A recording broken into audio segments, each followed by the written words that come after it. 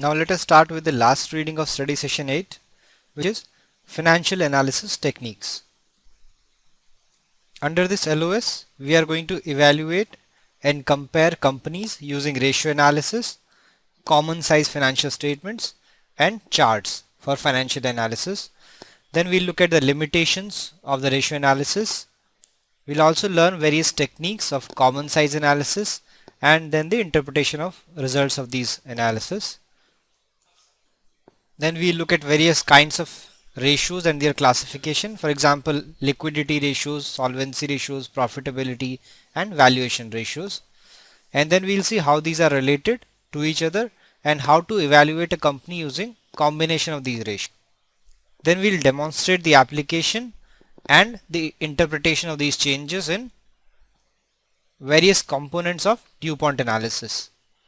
It has 3 components. We'll look into each of them in detail.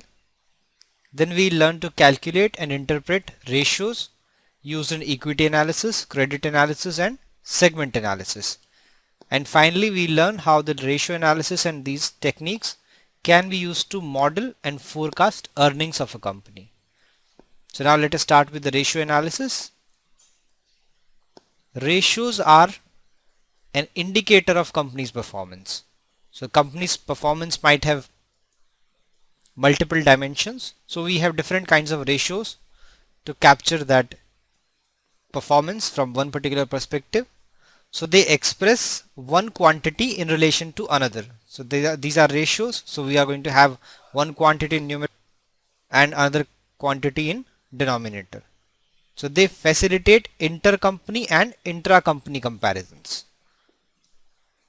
So if we have absolute numbers, we'll not be able to compare it within the company or across the companies. We need to have certain ratios so that the values are relative and comparable. So it has following advantages. Let us look at them one by one. The first advantage of ratio analysis is that it allows the users who are using the information to project the profitability, growth, and earnings of the company. So if the user has some interest of investment or of credit in the company, he or she would like to know about the future profitability, growth, and earnings. So ratios are very useful regarding these projections. Number 2, it enables to assess the current financial position of the company. Third, it also gives us an idea about the management's performance and ability to run the company efficiently. So various ratios will tell us how is the management performing on various aspects of running the firm. Then if there is any change in the company and the industry, these ratios will reflect that change. Finally, it also allows comparison with peers and comparison across the industry and even between two similar industries. Now let us look at the limitations of ratio analysis.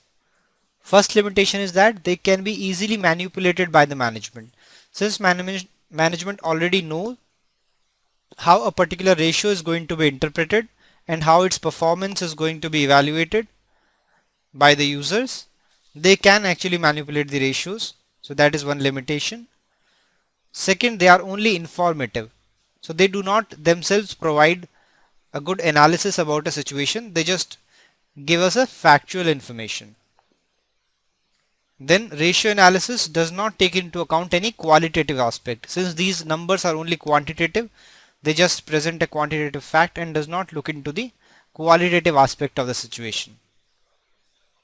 Fourth limitation is that a single ratio is not helpful because it does not capture the complete situation.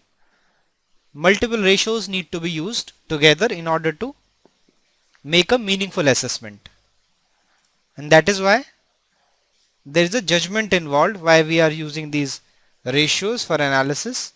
That is another limitation. Now let us move to the next slide.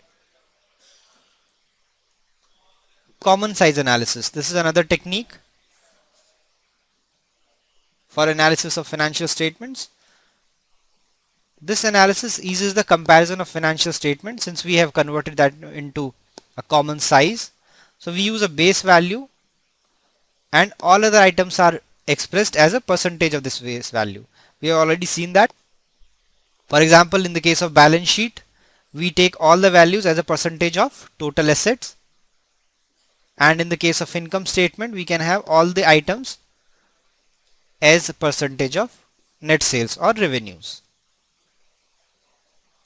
Now we have all the numbers in percentages, so they can be compared across the industry or within the same company in different time frames. So that is why it is useful in cross-sectional or time series analysis. Let us look at one example of common size analysis. Suppose this is our income statement. So if you want to convert that into a common size income statement, we assume that revenue or net sales to be 100 or 100% and calculate all other items in the income statement as a percentage of net sales. So if we have to calculate this, 70,134 is divided by 70,134, which is 100%. Similarly here, 44,221 is divided by 70,134 and into 100. In order to calculate in terms of percentages, we get 63.1. Similarly, for gross profit, we have gross profit of 25,913 divided by net sales, which is 70,134 multiplied by 100. This gives us 36.9%. Similarly, for all the entries, we can have the corresponding percentage number. So that is how we prepare a common size income statement. Similarly, if we want to calculate common size balance sheet, we have total assets with us. So this is the total asset, 39,985, and each item will be divided by 39,985 multiplied by 100 to get the percentage. So first, cash and marketable securities are 15.1%. Similarly, for account receivable, we have 14,378, which is divided by 39,985 multiplied by 100, and we get 36%. So this percentage indicates that accounts receivable are 36% of the total assets. And then this is how we prepare for all the items. We have common size balance sheet. So this is how these percentages are providing us a comparative perspective. Suppose we are comparing the inventory of this company with inventory of some other company. We cannot compare in terms of numbers, but we can compare in terms of percentage of total assets, which is 42.9%. So we can say that this company has 42.9% of the assets in inventory as compared to some other company which has, say, 37% of the assets in the inventory. So that is how we can make a comparison between the two. These percentages give us a comparative perspective. Let us move to the next topic, which is graphical analysis. So once we have all these entries from financial statements, we can pick up certain values which we want to compare. We can plot graphs. For example, there could be stacked column graph or line graph, and we can then compare the financial structure or performance over time. For example, if you want to compare for 3 different years, say 2009, 2010, 2011, the net profit of a company. So we can just put bar charts and we can compare that net profit is going up, or we can have a line graph, or if there is a stacked column graph, we can present it like this. Suppose we are talking about the assets of the company in these 3 years, 2009, 2010, 2011. So we have this stacked column graph. So it has, say, 3 parts. So first is, say, tangible assets, long term. Then we have intangible assets, again long term, and then we can have, say, current assets, for example. So this we can have similarly for 2010 and 2011 as well, and we can make a comparison. Then we can have regression analysis, which is useful for our projections or predictions. They help to establish a relationship between different variables. For example, if we have net sales of the company and there's an economic variable which is a GDP, or if we have access to the information regarding sector specific info, that is income of the expected consumers, etc. So if we have these variables, we can find out the relationship between these two based on regression. Our net sales become a dependent variable, GDP becomes the independent variable, and we can find out the relationship between them using regression analysis. So this information is going to be useful for forecasting of future periods. If we have already established a linear relationship, for example like this, y is say ax plus b, so we have access to these parameters. Using them we can use the regression model for forecasting of net sales. That will eventually help us to find out the value of the company. Let us move to the next slide. So these are the various categories of financial ratios. So based on the objective of analysis, we have divided them into these categories. So first category is about activity ratio, which provide the information regarding the company's ability to manage its resources efficiently. So these ratios could be regarding inventory, they could be regarding receivables or payables, and they will exhibit how well company is able to manage the resources in a particular aspect. Then we have liquidity ratios. They provide information regarding company's ability to meet short-term or immediate obligations, whether company has sufficient funds available to meet the short-term obligations or liabilities. So that will be given by liquidity ratios, for example current ratio, cash ratio, etc. Then we have solvency ratios, which provide information regarding the ability to meet long-term obligation, whether company will be able to pay its debt on time. So that will be provided by solvency ratio, for example debt to asset ratio or debt equity ratio, etc. Then we have profitability ratios, which tell about the company's profitability. So they could be gross profit margin, net profit margin, etc. Finally, we have valuation ratios, which will help in determining the value of the company. For example, PE ratio, that is price to earnings ratio, price of one particular share divided by earning per share, or price to cash flow per unit share, and price of one share. So this helps us in valuation of the company. So now let us look at these ratios one by one in detail. Let us start with the activity ratios. As we have already discussed, they provide information regarding the ability of the company to manage its resources efficiently. So first ratio is inventory turnover. Inventory turnover indicates in a given period how many times the whole inventory has been turned over, or in terms of formula we can say cost of goods sold divided by average inventory. For example, if in a year total cost of goods sold has been say $100,000, this was the cost of goods sold for that particular year, and the average inventory in that year has been say $10,000. This was the size of average inventory in any point in time in that particular year. So if we calculate inventory turnover from the formula, we'll get 100,000 divided by 10,000, which is 10. So this 10 signifies that in this particular year we were able to turn around the inventory 10 times. So that is our inventory turnover ratio.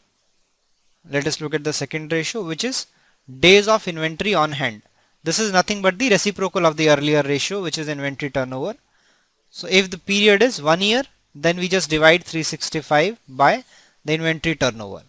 In the earlier example, if we use the number 10, we get 36.5. So if in a year we are able to turn over the inventory 10 times, that says on an average days of inventory on hand was 360.5 days. Sorry, 36.5 days.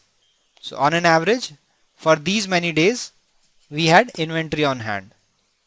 On the similar lines, we have other turnover ratios such as receivable turnover ratio, which is given by sales divided by average receivables. So again we take the similar example. If the net sales for a particular year were say 50,000, and since the sales are generally not paid in cash, they are paid in terms of credit. So it takes a few days for receivables to get converted into cash. So let us say average receivables for that year at any point in time were about say 25,000. So this was the average receivable, which says our receivable turnover ratio was 50,000 divided by 25,000, which is 2. So we were able to turn over the receivables only 2 times in that particular year. So if we calculate days of sales outstanding, which is just the reciprocal of the earlier ratio, is just 365 divided by receivable turnover, which is 2 in this case. So if we just put this value here, the days of sales outstanding going to be 365 divided by 2, or 182.5. So on an average, the receivables were outstanding for 182.5 days. So on an average, the company took these many days to collect its receivables. So this is how we find out the significance of days of sales outstanding. Now look at the similar ratio, which is payable turnover. On the same lines, we have purchases divided by average payables. So if on an average, number of payables at any point in time were say $20,000, and in that particular year the total purchases which were made say $100,000, then the payable turnover is going to be 5. Or if we look at the reciprocal ratios, days of payables, we just divide this payable turnover to 365. So 365 divided by 5 is going to be 73 days. So these were the days which took on an average for the company to pay its payables. And finally we have working capital turnover. So this is the ratio of revenue divided by average working capital. Let us look at few more ratios. So fixed asset turnover and total asset turnover, these are also activity ratios. So fixed asset turnover is revenue divided by average fixed assets in that period, and total asset turnover is revenue divided by average total assets. So since the numerator is coming from income statement, this is for a period, and fixed assets are generally given in balance sheet, which is calculated at one point. So we need to calculate average fixed assets for that particular duration. So this information has to come from multiple balance sheet, since we have to calculate the average. And the significance of this ratio is how fast we are able to turn these fixed assets into revenue. Now let us look at liquidity ratios. As we have already seen that these ratios represent the capability of the company to pay its short-term obligations or current liabilities. So current liabilities should be paid from current assets. So that is how our first ratio is defined, which is current ratio is nothing but current assets divided by current liabilities. But since we know that all current assets may not be convertible into cash immediately, since some of them are very liquid, some of them are not so liquid, we have another ratios to reflect liquidity of the company. The second ratio is quick ratio. In that, in denominator we have same current liability, but in the numerator, instead of total current assets, we have only cash, short-term marketable securities and receivables. But we do not have inventory. Inventory is also current asset, but that has been removed since it is believed that it is not very easy to convert inventory into cash. So we are removing that as compared to the current ratio. So in quick ratio we have other short-term assets but not the inventory. So this is even conservative liquidity ratio as compared to the current ratio. Now as we know that there might be a problem in collecting receivables, so even they are not completely reliable or 100% liquid, so we remove that also if we want to be more conservative in terms of measurement of liquidity. We have cash ratio. So in cash ratio we are only going to have cash and short-term marketable securities which can be sold in the market at any point in time. So they could be equivalent to cash. that is divided by current liability. So this will give us even more conservative estimate of the liquidity in the company. Now let us move to another ratio, which is defensive interval. This ratio is given by cash plus short-term marketable securities plus receivables. So the numerator is same as which was in quick ratio. So all the current assets except inventory. So this is given in the numerator, and in the denominator we have given daily cash expenditure. So this ratio signify how easily the company is able to meet its daily cash expenditure through the current assets. Or if, for example, the company has say cash or cash equivalent of say $1,000 on an average at any point in time, company has $1,000 which are cash or short-term marketable securities or receivables which can be converted into cash, and the daily cash expenditure is say $100. So we know with these $1,000 the company can survive for 10 days. If the daily cash expenditure is 100 and on an average current assets which are liquid are 1000, so for 10 days company will be able to manage its cash expenditures with the help of these current assets. So that is given by defensive interval. Now let us move to another ratios. Cash conversion cycle. We have already calculated days of sales outstanding, days of inventory on hand, and days of payables. So which are nothing but 365 divided by average receivables. Here it is 365 divided by average inventory, and here 365 divided by average payables. So we get these days, and finally this is our cash conversion cycle. So which signify that these many days are taken for conversion of the product into cash. For example, when the product is coming to inventory, it might stay there for 15 days. Then the product is sold and the cash is received after another 10 days on an average. So 25 days total. But the company itself takes say 5 days to pay its to suppliers. Then we subtract 5 from that, and 20 days is going to be our cash conversion cycle. Now let us move to solvency ratios. So they signify the company's capability to pay its long-term obligations. The first solvency ratio is debt to asset ratio, which is just total debt divided by total asset. So if it is very high, that says the solvency of the company is poor. Company has very high debts, it may not be able to pay those debts. Another way of looking at solvency could be debt to capital ratio, where in the numerator we have total debt and in the denominator we have total debt plus total equity. So overall total assets.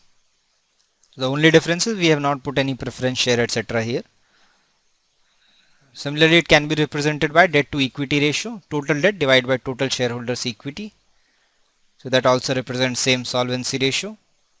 Higher it is, the poor is the solvency. And finally we have financial leverage ratio, where we have average total assets in the numerator and shareholders equity in the denominator. So let us understand it with the help of one example. Say total assets are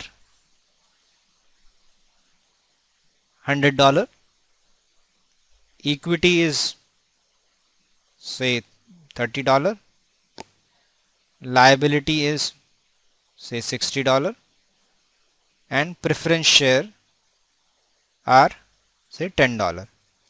So we know debt to asset ratio is going to be, debt is 60, total assets are 100, so it is going to be 0.6 or 60%.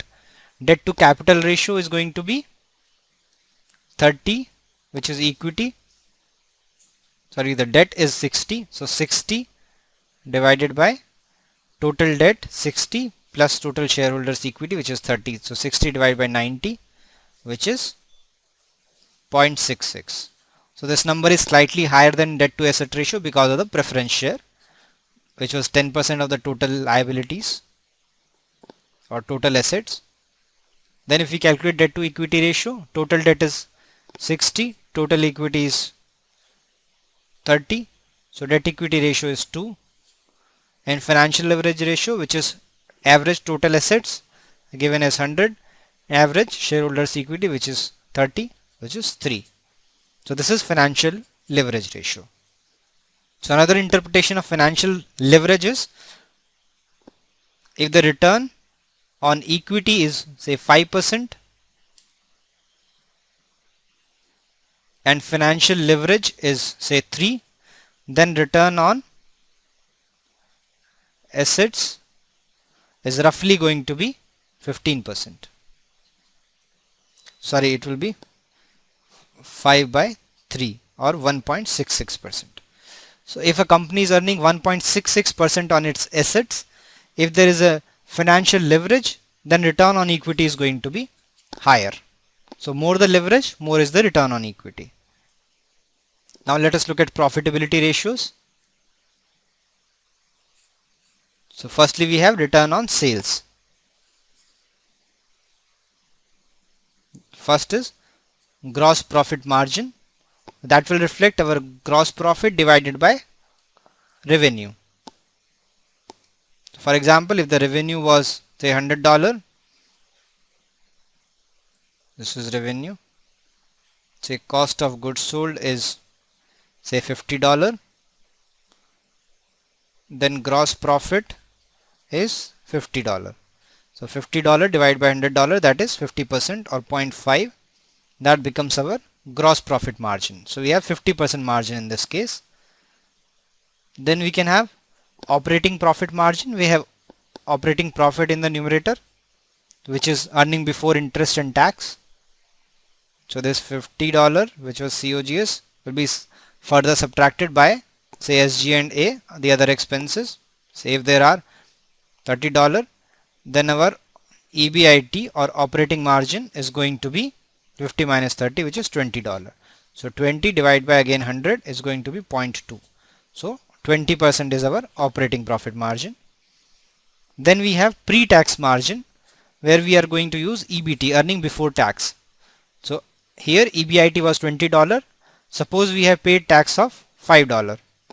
So now earning before tax is, sorry, interest was $5 for example. So earning before tax is 20 minus 5, which is $15. So out of earning before interest and tax, which was operating income $20, we have paid $5 as interest. So $15 is left, which is earning before tax or pre-tax.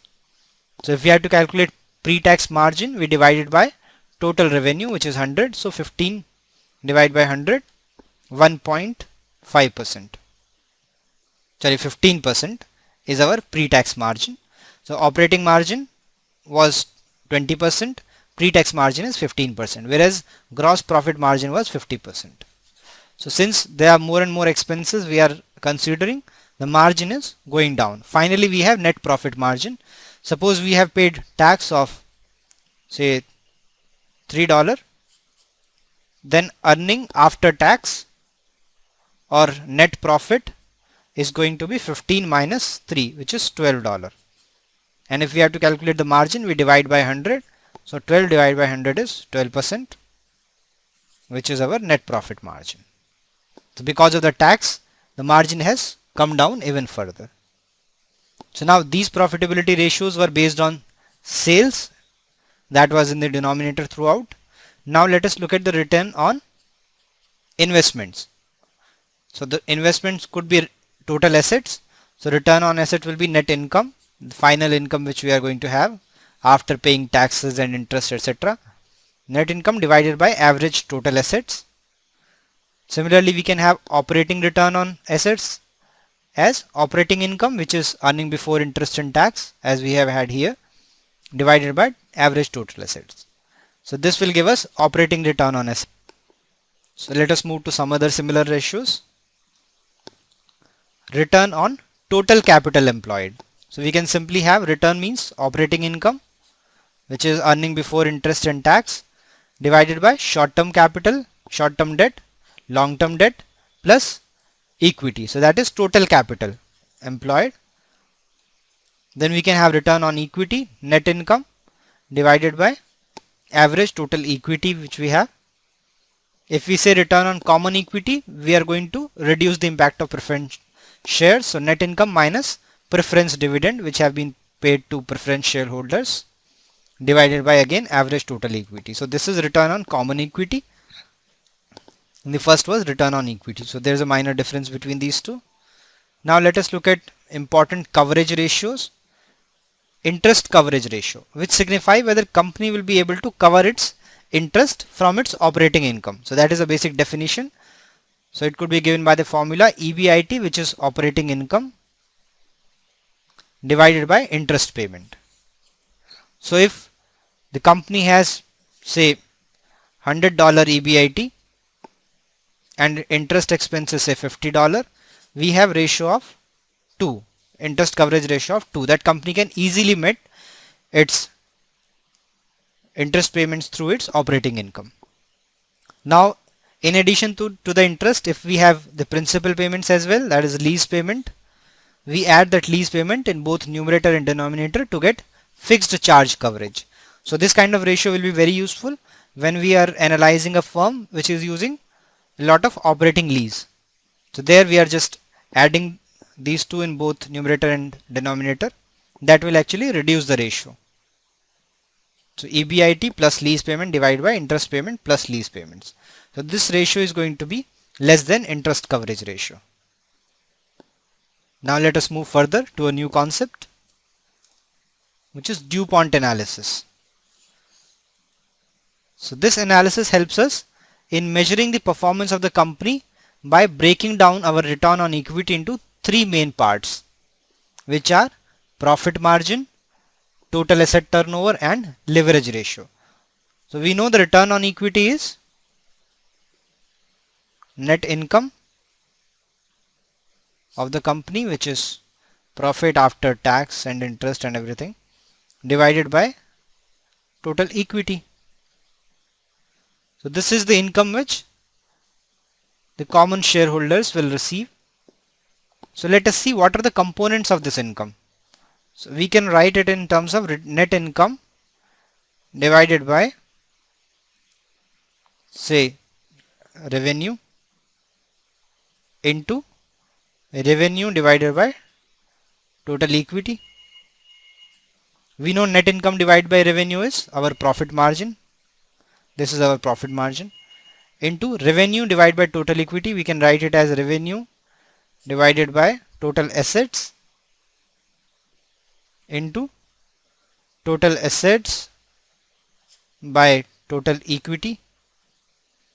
So first was profit margin. Revenue by total assets is total asset turnover, and finally asset by equity is nothing but the financial leverage, which we have just seen, financial leverage ratio. So these are these three: profit margin, total asset turnover and leverage ratio. Profit margin is given by net income by net revenue. Asset turnover is revenue divided by average total assets, and leverage ratio, as we have already seen, total assets divided by average equity. So let us look at the significance of these three, because these three together constitute return on equity. First is profit margin. So this signifies whether the operating efficiency of the company is good. For one amount of revenue, what is the net income? So net income per unit of revenue will reflect the profitability in terms of operating efficiencies. If this ratio is higher, then we can say the operationally company is sound. Then the second ratio is total asset turnover. That will reflect how well the company is able to use these assets. So the efficiency of the usage of the asset, that will be reflected by total asset turnover. And finally the leverage ratio, that indicates how well the leverage is being used.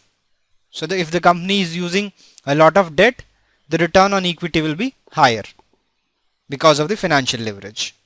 So that is how these three contribute to return on equity. So this was the one conventional model. We can further extend that, and that is called extended DuPont model.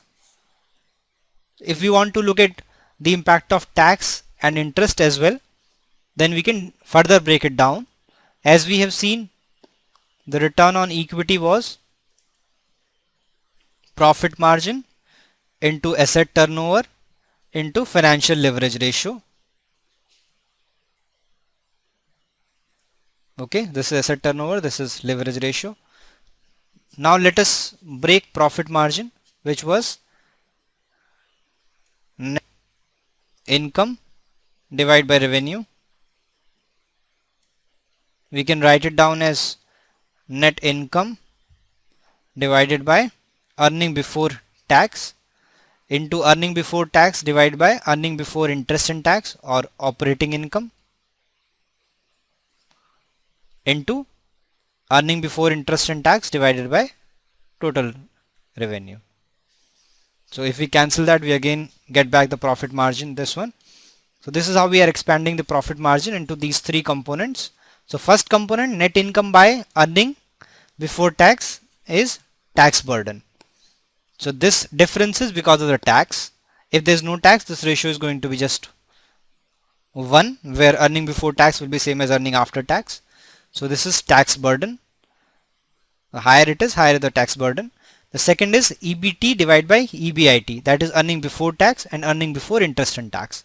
The difference between these two is due to the interest.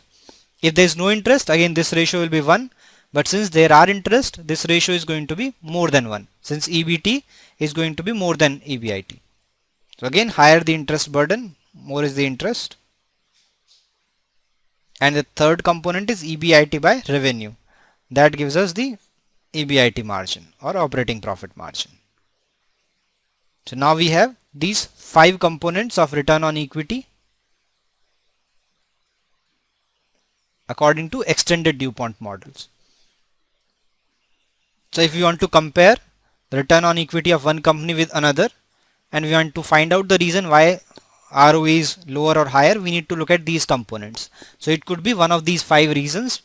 Because of that, the return on equity of one particular company is less or more than the other. It helps us in further analysis, that is getting into the reasons of high or low return on equity. Now let us move to the next topic, which is the calculation and interpretation of ratios used in analysis. In equity analysis, we have valuation ratios, which are used to find out the value of the company.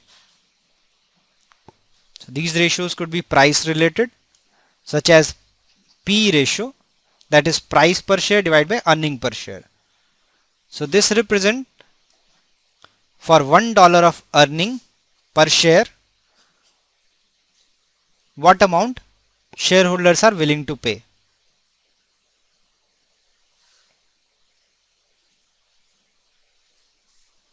For example, P ratio of 15 indicates that if there is $1 earning per share, the share price is $15. That is, shareholders are willing to pay 15 times more than the current earning. Since owning the share will give them claim for all the future earnings, in that way PE ratio reflects the future expectations of earnings of a company. Similarly, we have price to cash flow, price per share divided by cash flow per share. So this valuation ratio is even more conservative than PE ratio, since if the company's cash conversion capabilities are not good, then earnings might be high but cash flow may not be very high. So that is also captured in price to cash flow ratio. Then we have price to sales ratio, price per share divided by sales per share. And then we have price to book value, price per share divided by book value per share. So this signifies if there is $1 book value of the firm, that is the value of the assets in the company, what is the price which shareholders are willing to pay. Suppose price to book value is 10, that means shareholders are willing to pay $10 for $1 book value. Now let us look at these per share quantities which we have just talked about, earnings per share or cash flow per share or sales per share, etc. So basic earning per share we have seen in the case of simple capital structure where there is no convertible preference share or convertible bonds or options on stock or warrants, in that case we are going to have basic EPS. But if one of these convertible securities have a dilutive impact, we are going to have a diluted EPS. We have already seen the calculation in earlier LOS, and we can have cash flow per share or EBITDA per share, which is earning before interest, tax and depreciation or amortization. So this divide by average number of share, and we can have dividend per share, the common dividend which has been declared divided by weighted average number of share for that period. Now let us look at a few other ratios. These are dividend related quantities. Dividend payout. This is the ratio of common dividends and net income which was available to common shareholders. Suppose net income was say $100 which was available to common shareholders, that is after paying preferred dividends if there were any. Then out of that, say $60 was the dividend announced to common shareholders.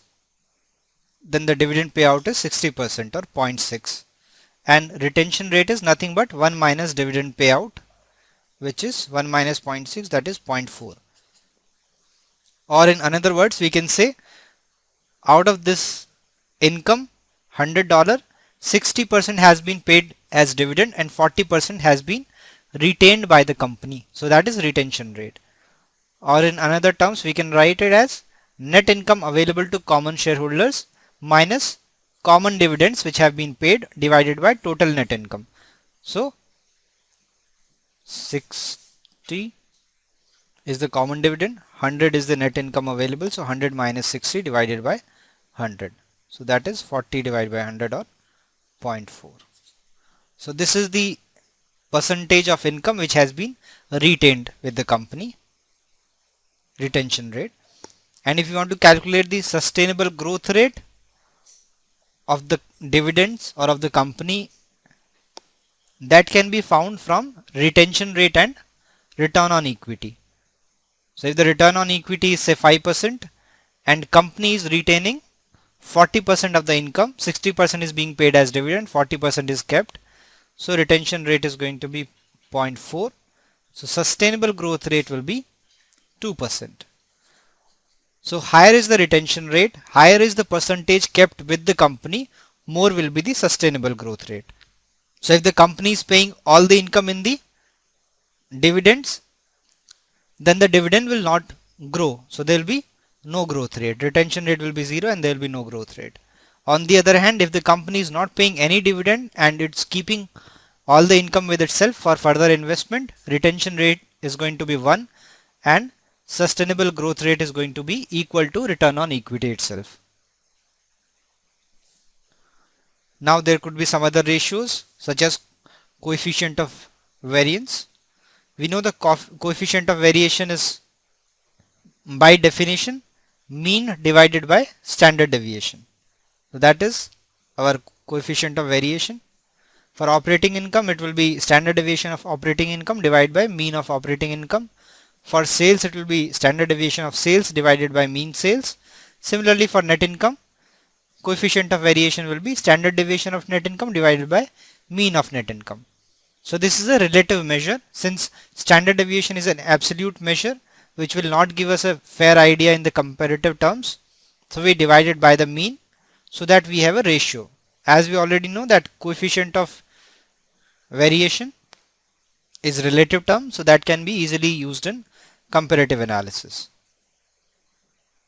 On the same lines, we can have sector specific ratios such as financial sector ratios, retail ratios, service company ratios, etc., which are useful in analyzing the equity value of the company.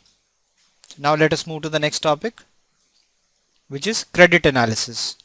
So for a company, credit analysis is performed to evaluate the credit risk of the company. And what is a credit risk? It is the risk that the company may not be able to pay its debt obligation. So that is our credit risk. So it can be captured using solvency ratios and coverage ratios. So if the company has very low debt, the solvency is higher, there is low credit risk. Similarly, if the interest coverage ratio is high, company can easily pay for interest and the credit risk is lower. There is another parameter Z score which has been developed. It also helps in finding what are the chances of bankruptcy and what is the credit risk. So there is a formula 1.2 into current assets minus current liability divided by total assets, 1.4 into retained earnings divided by total assets, 3.3 into operating income divided by total assets, 0.6 into market value of one stock divided by book value of liabilities, plus 1 into sales divided by total assets. So these are the various coefficients which have been given to find out this Z score. So higher is the score, the better is the credit worthiness of the company, or lower is the credit risk. Now let us move to the next slide. This segment analysis. So far we have been looking at one firm at a time. We are looking at all kinds of assets, all kinds of liabilities, and in terms of sales we are looking at net sales, which include different kind of segments and different kind of geographical regions for the same company. But if we want to get further clarity on certain finding, we need to look at segment analysis. For example, if we see that net sales are falling from last 3 quarters, quarter 1, quarter 2 and quarter 3, we need to find out why these sales are falling. We have to look at various segments, in which segment it is falling. So segment could be based on the business segment, that is providing an information regarding whether a product or service is of one particular type and its return and risk profile does not affect other segments of business. Whether a company has 3-4 different kind of operations, so which are not affecting risk or return of each other, then they are independent business segment. So we should analyze them separately in order to find out a finding in detail. Similarly, we can have geographical segment. Suppose a company is selling its products in different geographical regions and the net sales are falling, so we need to find out in which region particularly they are falling, or they are falling in all the regions simultaneously. So that information can be found only due to geographical segment analysis. So based on the segment, we can calculate the ratios separately for a particular segment. For example, segment turnover, segment return on assets, segment debt ratio. Using this specific information, we can conclude about the performance of a particular segment in the company, which could be business segment or geographical segment. Let us look at the next slide. Model building and forecasting. So far we have seen the analysis of various information which are shared in the financial statements. Now let us look at the forecasting and model building. Based on the analysis using common size statements or ratio analysis, the analyst find a model which serves as a pro forma statement. So in this model, all the information are just put in and the valuation or forecasting, whichever is the purpose, can be conducted using a particular model. This model is useful for senior executive of the company or some analysts who are valuing the company, or debt providers who want to assess the credit risk of the company. So there are different kind of model used for different kind of users. So while we are examining financial statements, there are further analysis which are required. First is sensitivity analysis. For example, if we have net sales and its projections for next 5 years based on certain economic assumptions and market assumptions, then we have operating profit and all other values for next 5 years. Then we are using certain interest rates, or for this prediction we are using GDP growth or inflation as a parameter. So we need to find out the sensitivity of our analysis, that say earning per share or say price of one share